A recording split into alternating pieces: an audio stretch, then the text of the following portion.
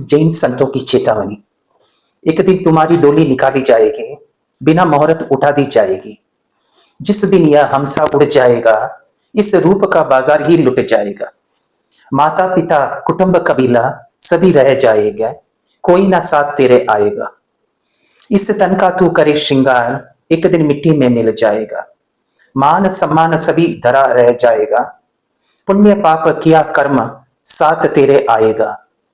प्रभु नाम लेके पुण्य कमा ले, दुष्कृत कर्म छोड़ सुकृत कर्म कर ले। नहीं तो अंत समय पछतावेला, चेत सके तो चेत।